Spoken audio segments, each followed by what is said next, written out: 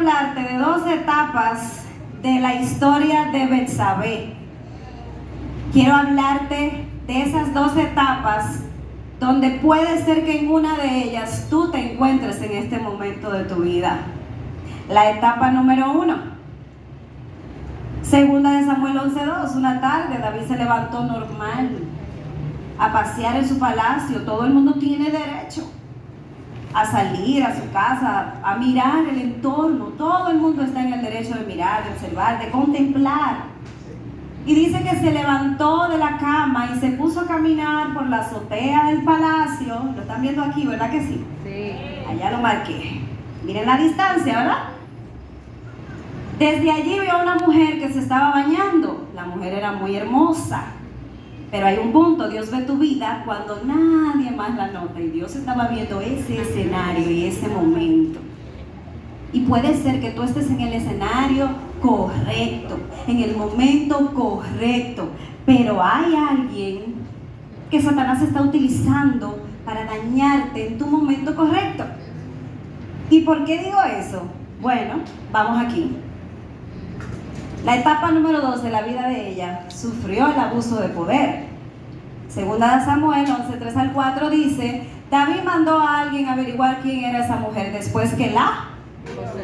¿Desde dónde la vio? De su azotea. ¿Verdad? Bien. Hija de Eliam y esposa de Urías, elitita. Entonces David envió mensajeros para traerla. Ella vino a verlo y él... Tuvo relación. Pero ella no fue a verlo contenta. Ella no fue a verlo. Dije, aquí estoy, rey. Usted sabe que yo siempre lo he codiciado, que yo siempre he deseado estar con usted, aunque soy una mujer casada. Eso no fue lo que pasó. Dice que él envió ¿a quién? A gente a buscarla. El poder mal usado siempre hiere a los inocentes. Hay decisiones de otros que cambian nuestra historia y ninguna injusticia cancelará el propósito de Dios en tu vida. Aleluya. Lo primero que vemos es un hombre como Trujillo. Él no terminó como Trujillo, quiero aclarar. Primero ve a esta mujer, luego le dice: mira, yo necesito que tú me investigues quién es esa mujer, porque es linda. Bueno, jefe o rey, esta mujer es hija de Eliam, es esposa de Urías y se llama Betsabé. A él no le importó eso, ni siquiera le importó que ella era hija de Eliam, un hombre muy respetado en Israel en aquel tiempo, y era, creo que nieto del sacerdote Ahitofel que estaba con él en el palacio. Y aparte de eso, era una mujer ajena, no era tuya. Pero bien, no quiero ir más profundo, más allá. Aquí la llevan, ella va asustada. Imagínese usted que esté en su casa, normal, y que llegue la policía a tumbarle la puerta. Sáquenla, o como decían en pandemia, súbanla. Eso fue algo muy jocoso. Y esta mujer, lo que ella estaba practicando en su casa era un baño, que era un ritual. Después que a la mujer se le quitaba la menstruación, 7 días después, ella tenía que cumplir con un ritual que está en la palabra del Señor, en Levítico, en una ley, donde la mujer, después que la menstruación se le quitaba, tenía que durar un tiempo lejos de la sociedad, aislada de los demás y hasta de su esposo, porque era tomado como una contaminación. Pero eso era en el tiempo de la ley. Estamos en el tiempo de la gracia, diga gloria a Dios, porque se imagina con todos los compromisos que tenemos las mujeres, que tengamos que estar trancadas durante 5 días de menstruación, 10, y después que se quita, entonces también 7 días más, y después entonces tener que darse un baño especial, porque ese era un baño especial, no era cualquier baño, porque ella estaba acostumbrada a bañarse ahí. Y usted dirá, en el patio de su casa, según la palabra y los escritores, todas las casas en Israel tenían el techo cuadrado y tenían un patio cuadrado, y los baños no estaban dentro, estaban fuera, y eran típico así más o menos como esa tinaja.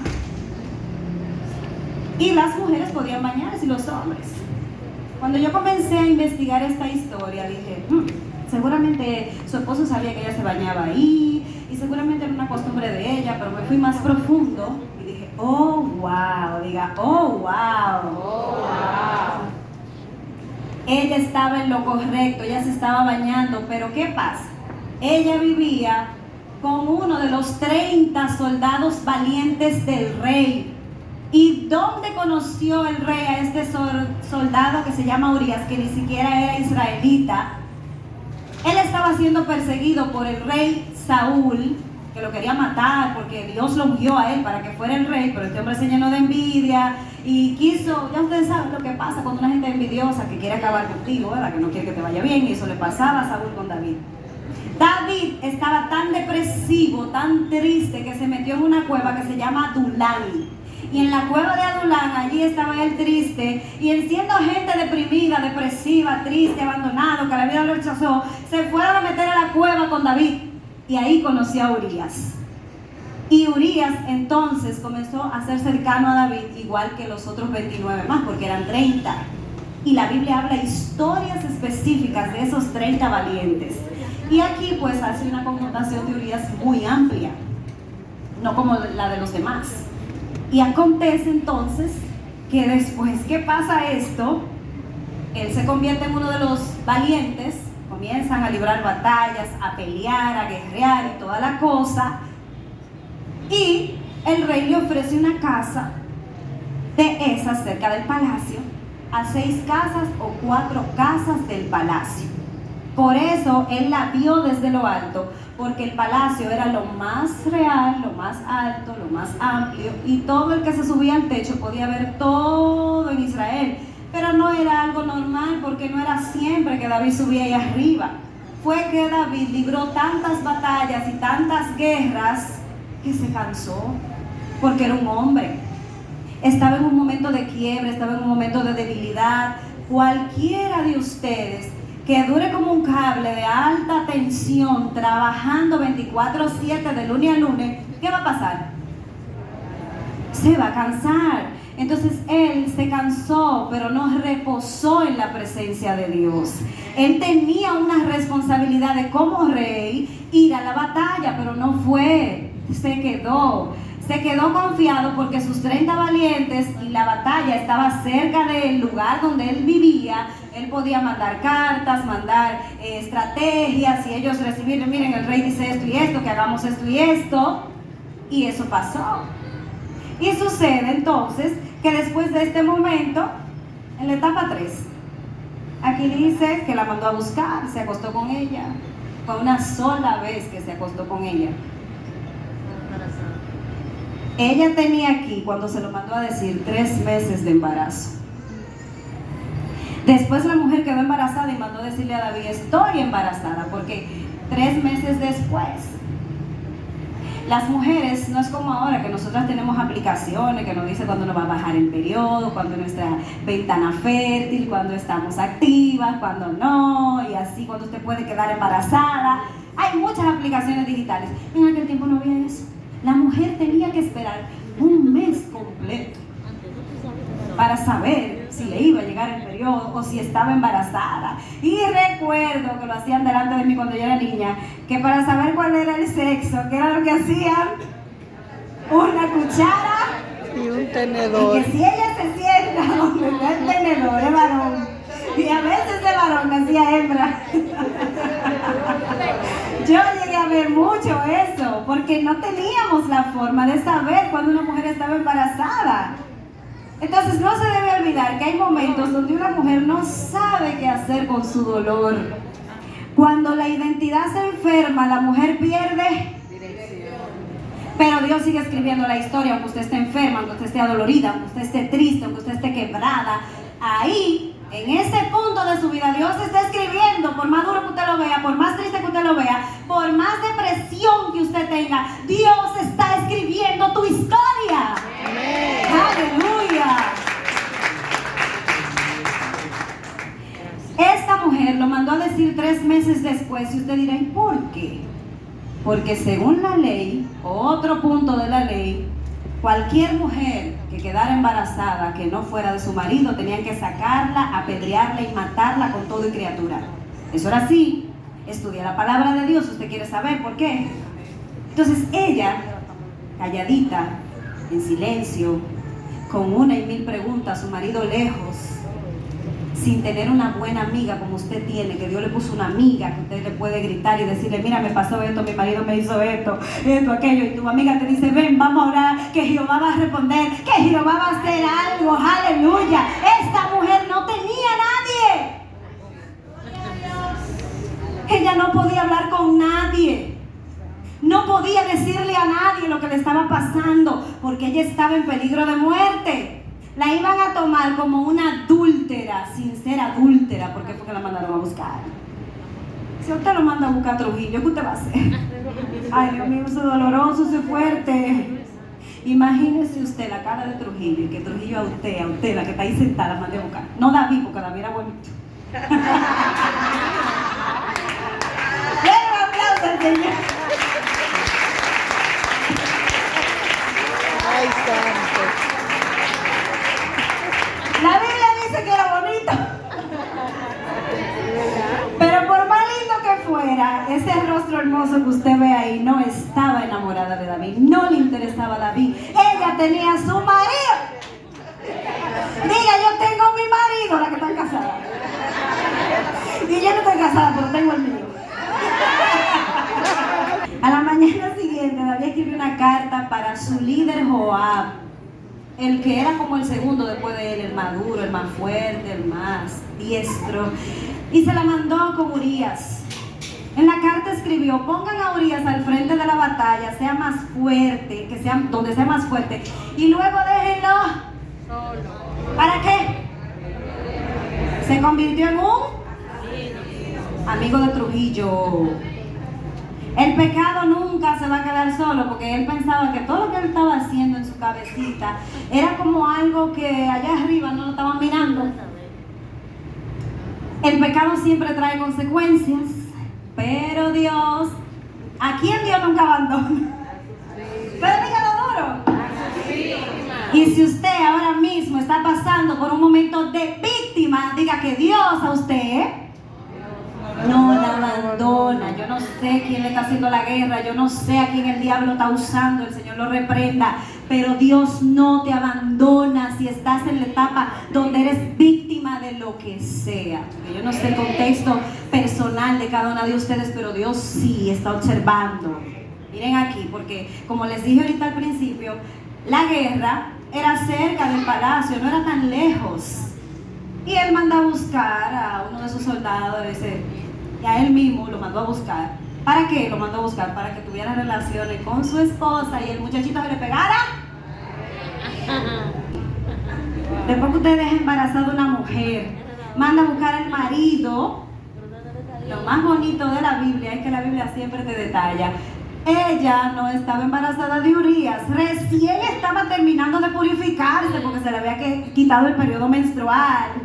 Y David, por estar no pensó eso. Hay que pensar muchas cosas que David no pensó. Dice aquí que Urías muere en la batalla. David dio instrucciones, dijo, pónganlo frente a la muralla.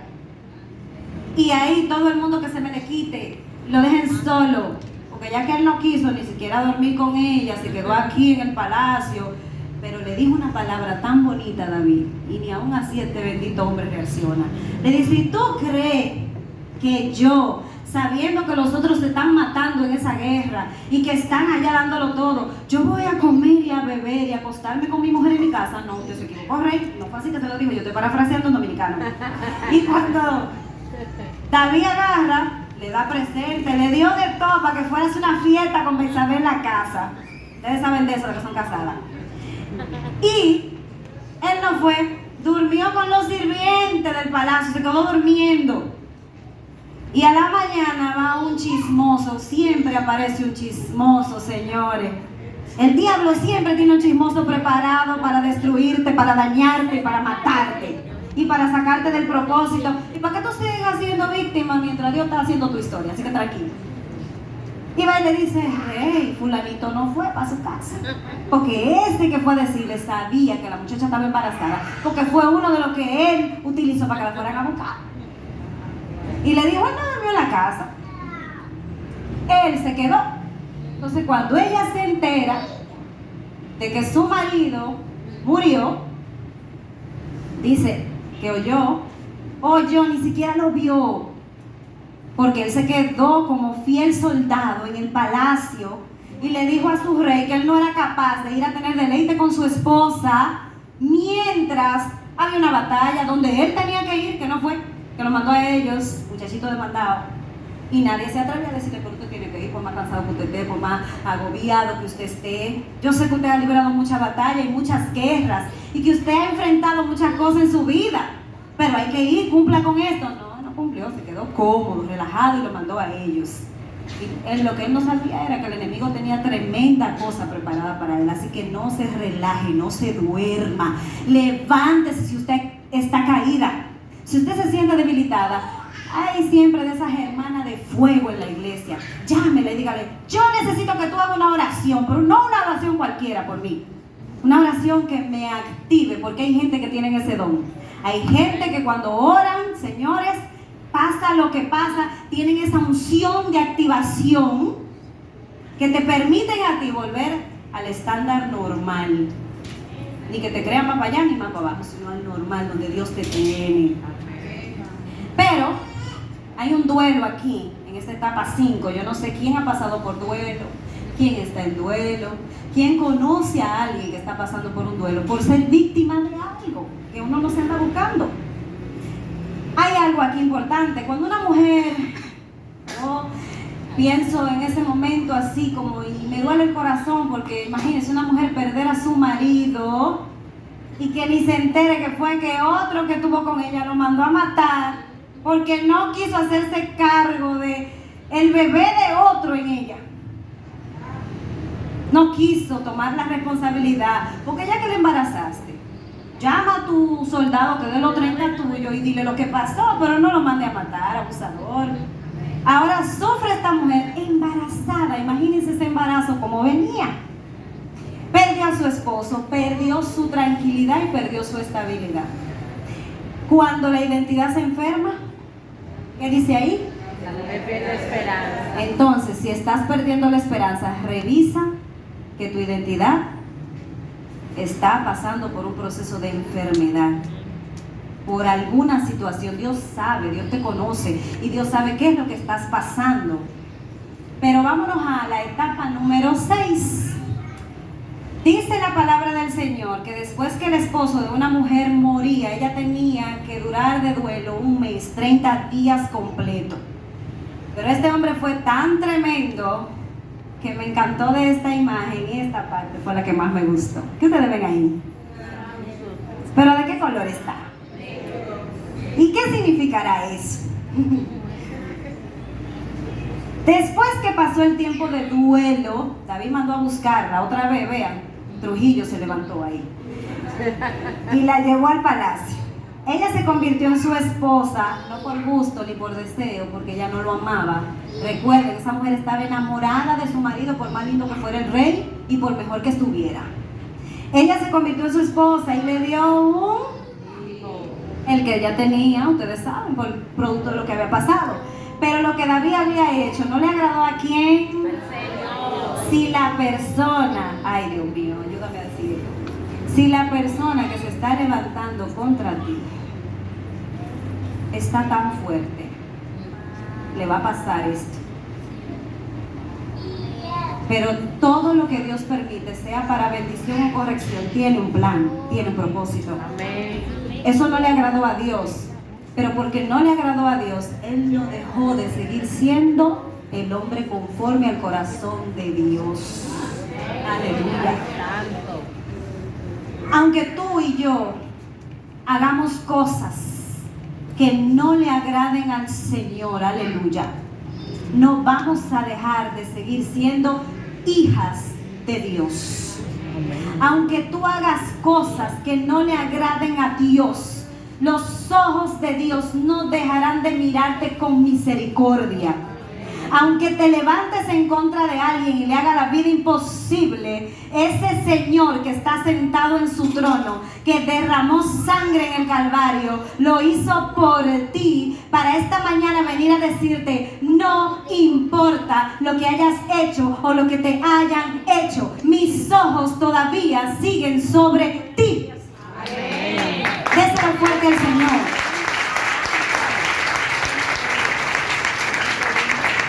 Y aquí vamos en la parte, después que ella se convierte en esposa. Después que ella se convierte en esposa, las mujeres de los reyes en aquellos tiempos, cada una tenía su, vamos a decir, 1, 2, 3, 4. No sé la cantidad de esposas que tenía, pero sí conozco a Abigail, Maaca, y la otra se me olvidó, era como 5 con Betsabé. Y cada una tenía dentro del palacio, porque era bastante grande, tenía como un harén, un lugar especial para esa esposa. Y cuando el rey quería estar con una de ellas, él la mandaba a buscar. No es como ahora, mi amor, mira, vamos, qué sé yo qué, dame los cuartos para comprar la leche, muchacho, o dame el dinero para la compra, o dame los cuartos del salón. Ella no iba donde el rey, mira, yo necesito una nueva concubina porque la que tengo está vieja, no me puede ayudar con la leche y los baños y la cosa, porque son unos baños y unas cosas que se dan a esas mujeres que te lindo.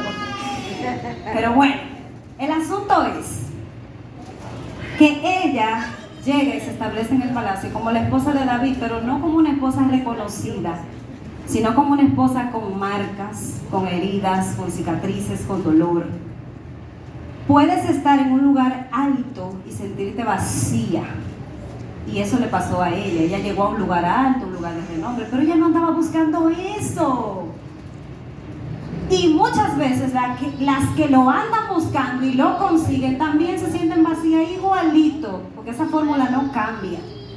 El único que te hace sentir plena, el único que te hace sentir llena es Jesucristo, es Dios, nadie más. Donde quiera que te muevas, donde quiera que tú llegues, si no tienes al Señor enfrente, dentro de ti, afuera, donde quiera, te vas a sentir en cualquier escenario de esta vida, de este mundo, vacía. Puedes tener posición y no tener propósito. Eso le pasó a ella. Ella todavía no tenía un propósito. Tenía una posición que ella no andaba buscando, ni siquiera quería, porque estaba llena de dolor. Tenía un embarazo que no era del hombre que ella amaba. Ahora tiene un nuevo marido que ella tampoco ama. La identidad herida produce una vida sin dirección. Ella no tenía dirección. Llegó, se estableció como la esposa de David, y después que él la hizo su esposa, la tiró al olvido y al abandono, porque la Biblia no dice por ningún lado que después que la hizo su esposa se quedó con ella al lado, la cuidaba, nada de eso. Aquí tenemos ya como unos 6 meses casi ella pariéndose, ¿verdad? Vamos a la etapa 7.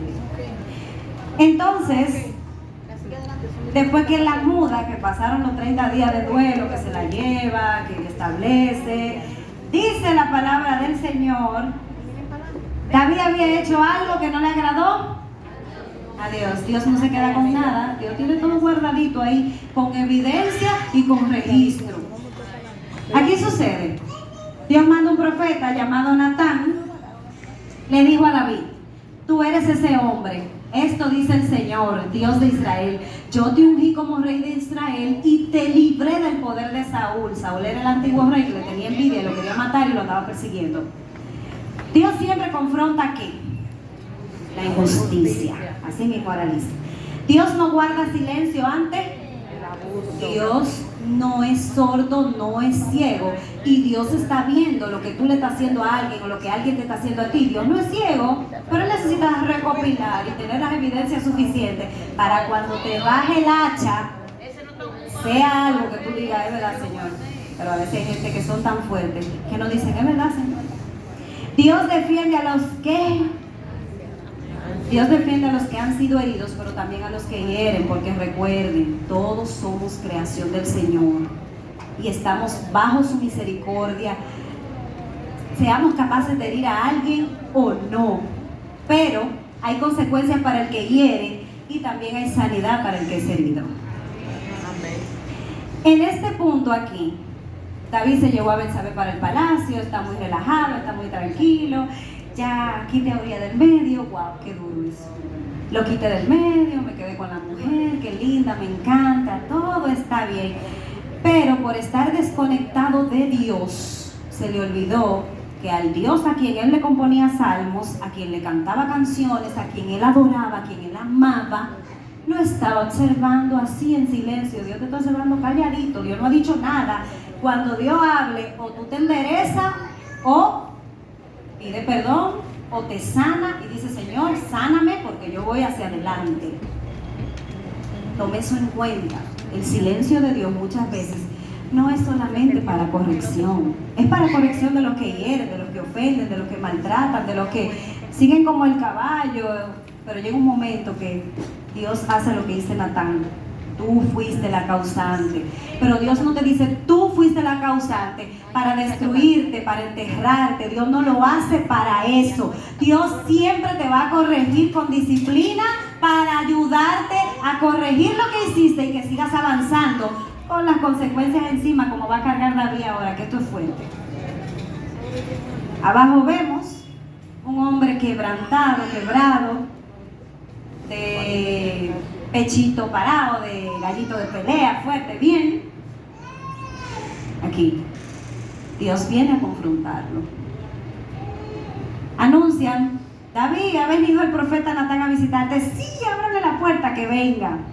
Y cuando se presenta delante de él, no va directamente a decirle: tú, mira David, está pasando algo. Mira, sucede que había un señor que tenía una corderita, una ovejita que la cuidaba, que la alimentaba, que la protegía y comía de su mano. Pero tenía un vecino, ese señor, que tenía muchas ovejitas. Y muchas, de toda clase.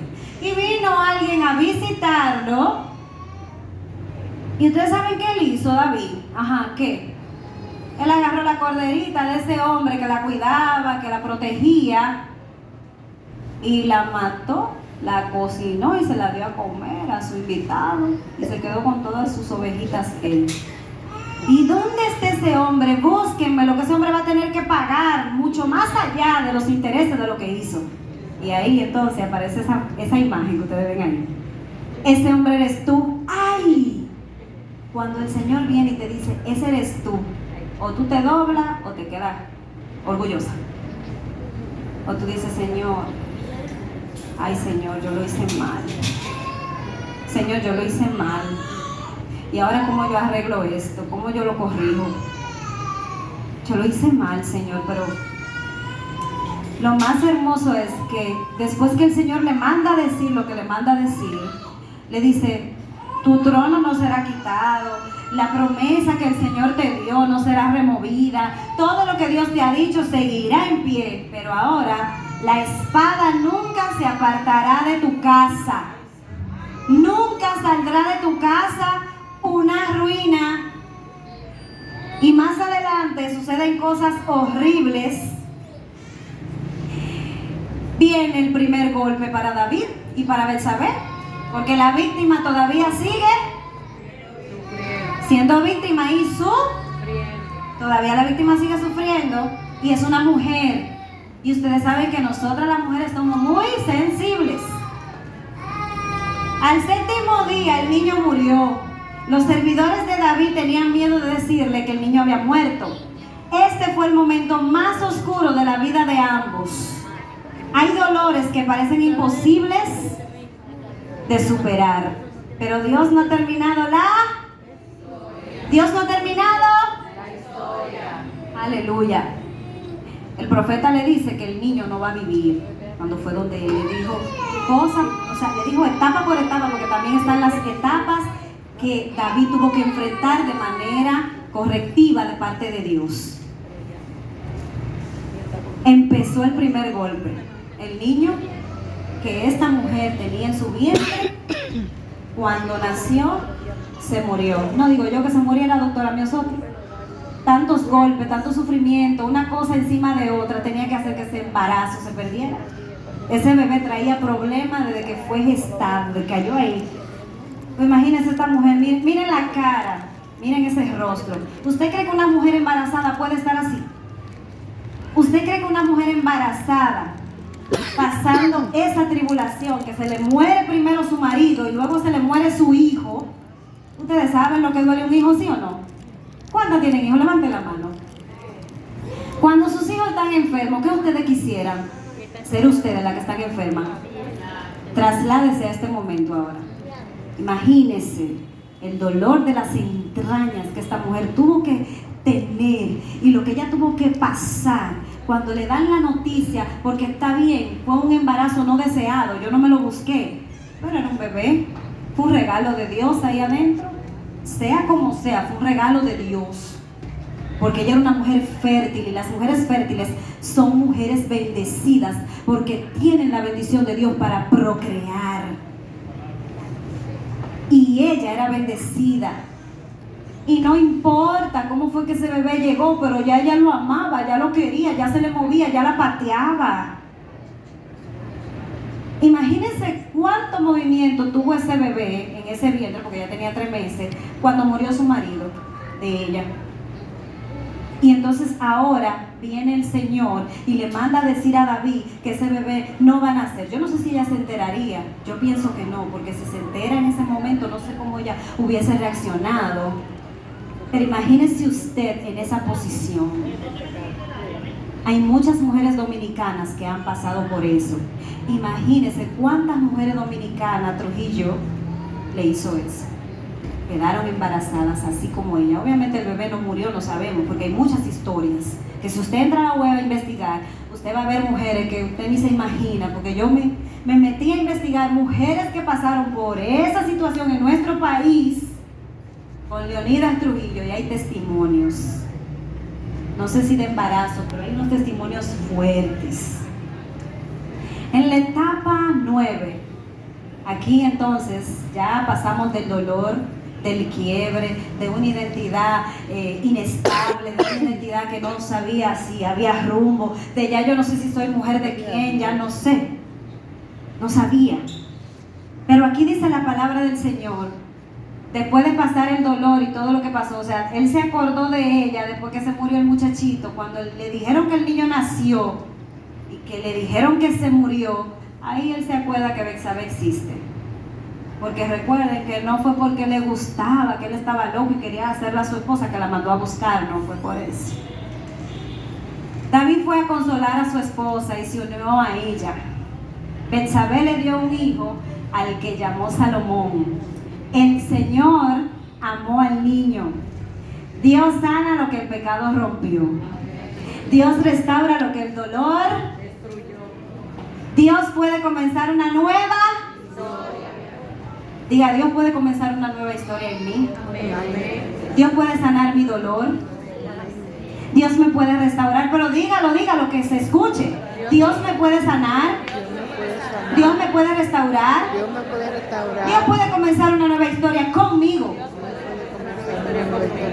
Bien, quiero entrar en detalle en este punto, porque aquí yo dije, Señor, porque es que hay versiones que me dicen, él tuvo relaciones sexuales con ella y ella concibió. No, yo me fui más lejos. El Señor me llevó más lejos.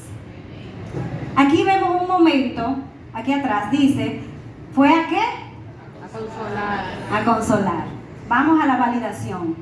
David se hizo presente.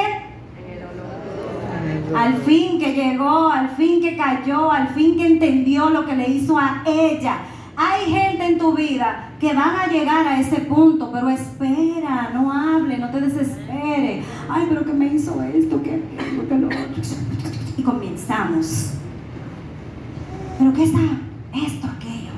O mi marido, sus esposos, con quienes ustedes más viven cercanas, le hizo algo y usted no se calla con eso.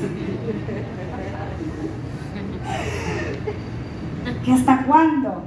Y nosotros los hijos también pagamos. Mira que el papá tuyo esto, y viene tu papá. Y la mamá tuya esto y esto y esto. Pasa. Y usted sigue ahí con ese dolorcito de lo que él le hizo. Espere a que el Señor lo quiebre. ¿Cuántas han visto la película Cuarto de Guerra? Hay un momento donde ella se está quejando con sus amigas del trabajo. Y ella le dice, no, porque él, qué sé yo qué. Y hay una mujer sabia que le dice, mira, mientras yo me inclino ante el Señor, él golpea el trasero de mi esposo. Dale un aplauso al Señor. Y él se acuerda de que esta mujer no es un objeto sexual, no es una máquina sexual. Él se acuerda que ella es una mujer humana, con emociones, con sentimientos. Él se acuerda que tiene que abrazarla y que tiene que pedirle perdón. Pero él pide perdón después que el Señor le dio lo suyo. Por eso digo, Dios ve la víctima, pero también ve ¿cómo podemos decir? Al victimario. Dios lo está viendo, todo lo que te están haciendo, todo lo que te están haciendo a ti. Dios, mira, los ojos de Dios están ahí enfocaditos. No creas que Dios no está viendo, pero tampoco creas que Dios no está viendo tu dolor. Y tampoco creas que Dios no está viendo cómo tú estás reaccionando a ese dolor o a esa realidad que tú estás viviendo. Porque Dios, lo que más me gusta de esta mujer es que, bueno, fue una bendición que ella no tuviera amiga en ese momento. Porque imagínese usted que ella tuviera una amiga dominicana. ¿Qué usted le hubiera dicho a Betsabé que no hiciera? No que hiciera, que no hiciera. Para arreglarlo, ¿verdad?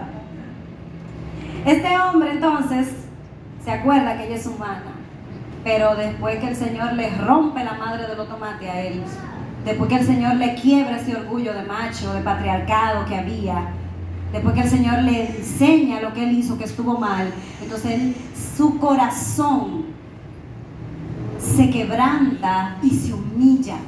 Y cuando un corazón está quebrantado y humillado, es la gran oportunidad de esa persona bajo un quebranto y una humillación recordar por el Espíritu Santo a quién ha herido, a quién ha ofendido, e ir y pedir perdón.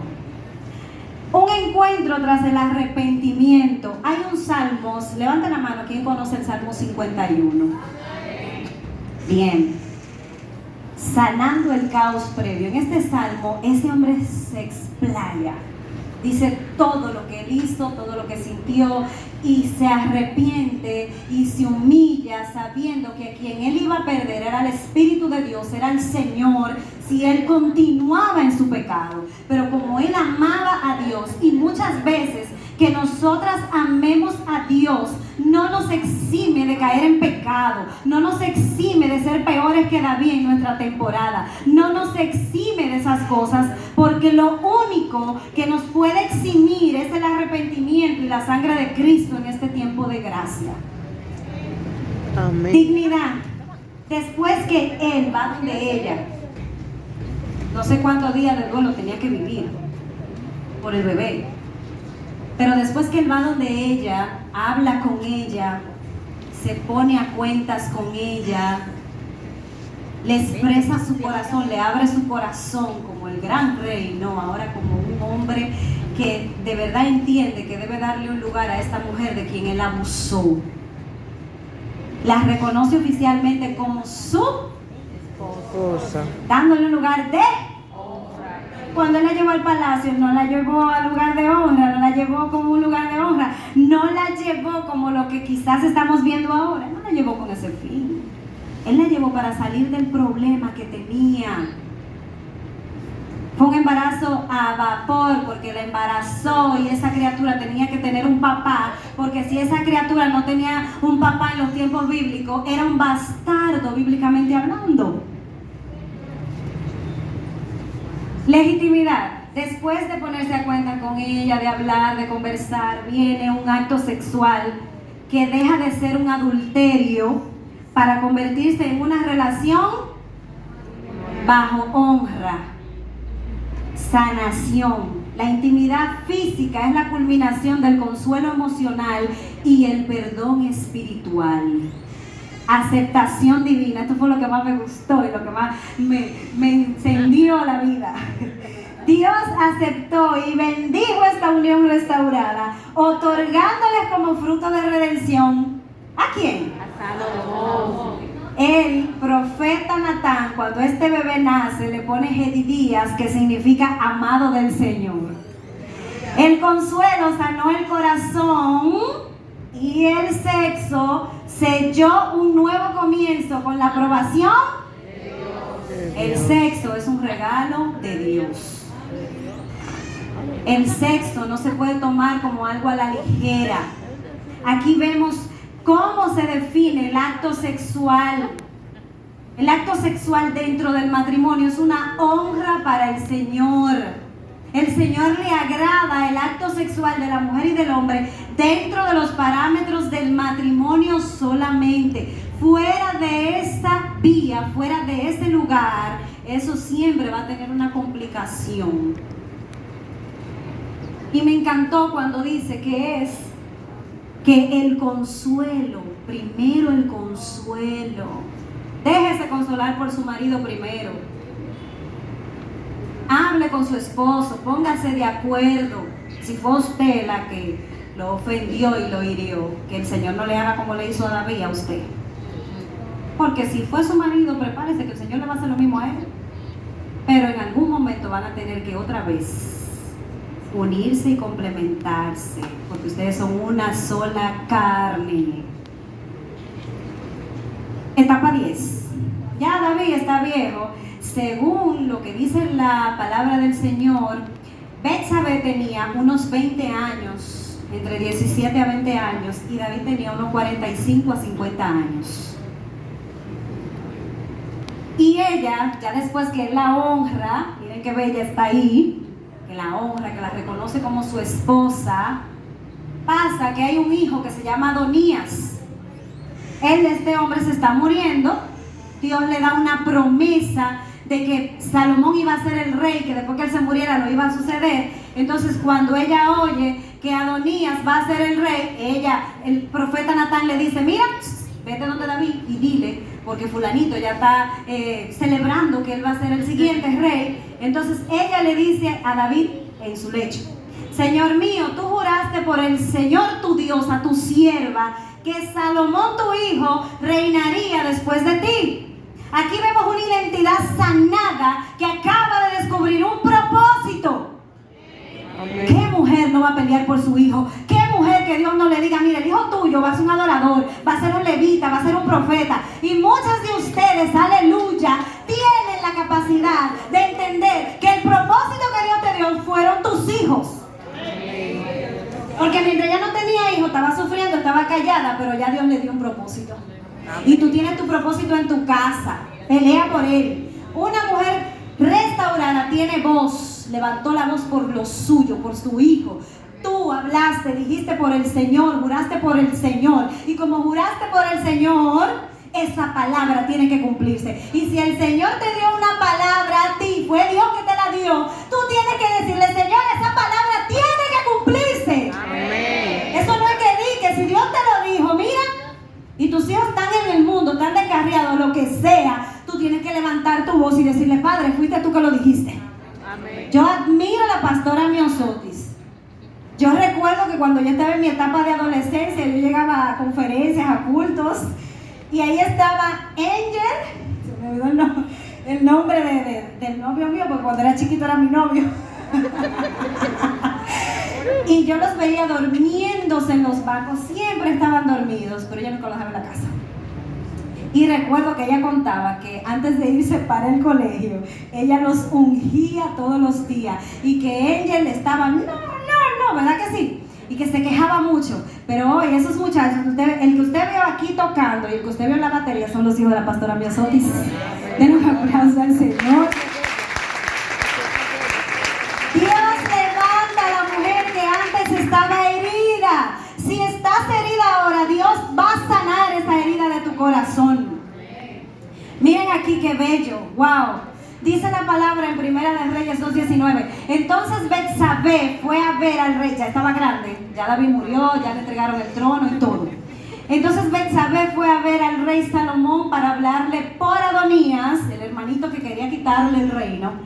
El rey se levantó para recibirla. ¿Y qué hizo? Se inclinó ante una mujer bañándose en un patio desnuda. Se inclinó ante ella y luego se sentó en su trono. Mandó a traer. ¿Qué fue lo que mandó a traer? Tu dolor te va a traer un trono y tú no lo sabías. Levanta la mano y adora al Rey de Reyes, Señor del Señor. Oh, gloria a Dios. Para la madre del rey, y ella se sentó ¿a dónde? ¿A la izquierda? a su derecha. La derecha significa muchas cosas buenas. Amén. ¿Quién está sentado a la derecha del Padre? ¿Quién está sentado a la derecha del Padre? Jesús gobernando, ¿verdad? La mujer que fue humillada ahora es honrada. La mujer que fue ignorada ahora es respetada. Dios cambia la posición de una mujer. Y hoy Dios te dice, yo te cambio de posición. Aleluya. legado, lo más hermoso, siento la presencia del Señor en esta mañana. Gloria a Dios. Muchísimas de nosotras no merecíamos estar en esa genealogía. Muchísimas de las que estamos aquí no merecemos estar en ese lugar. Bendito eres. Legado eterno. Isaí fue el padre del rey David. David fue el padre de Salomón, cuya madre Había sido la esposa de Urías. había sido esposa de Urías. Lo que más me encanta, porque necesito honrar a este hombre, Urías, la palabra del Señor lo resalta aún en la genealogía de Cristo, porque fue un hombre honrado, fue un hombre respetado, fue un hombre que honró al Señor, fue un hombre de convicción fuerte, no se dejó engañar del rey, le dijo: yo te voy a servir, rey mío, yo no puedo irme a acostar con mi mujer mientras mi nación está en guerra. Yo no me voy a quedar en mi casa. Yo voy a defender a mi nación Israel. Y se fue. Y la palabra del Señor, todavía aquí en la genealogía de Cristo, menciona a Betsabé y a Urías en el linaje del Rey de Reyes y Señor de Señores. Gloria a Dios. Señores, su historia no terminó en el escándalo. Tu historia no va a terminar en el escándalo. No importa en qué escándalo tú te viste envuelta o estás envuelta. Tu historia no termina en el escándalo. Gloria a Dios. Terminó el plan eterno de Dios. Esa mujer murió, pero miren, murió y quedó un legado de una mujer que nadie la menciona.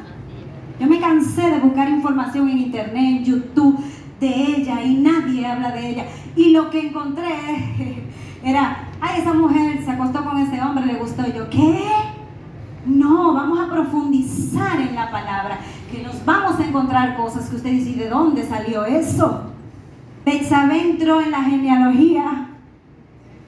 Solo 5 mujeres están en la genealogía de Cristo. Y entre ellas, la más destacada por convertirse en una reina fue Betsabé. Las demás no son reinas. Está Ruth, está María. Hay 2, me faltan 2. ¿Quién me ayuda? Ruth, no, Esther no está. María Magdalena. María, la madre de Jesús. Betsabé. No. Rahab. Entonces, hoy tengo para decirte que tú estás en la genealogía también. Comparación final, porque no quiero dejar de destacar a estas mujeres dominicanas como usted y como yo. Ellas se enfrentaron a la injusticia de un dictador. Cristo canceló toda acta de muerte que nos arrastra por ellas, a nosotras, de abuso, de silencio e injusticia. Hoy dígale al Señor: yo quiero que tú canceles ese arrastre de injusticia que me ha estado persiguiendo a causa de esa malicia, que es una malicia hereditaria en la nación de República Dominicana. Gloria a Dios. No queremos escuchar, no más mujeres muertas. Es que hay una maldición ancestral activa en nuestro país.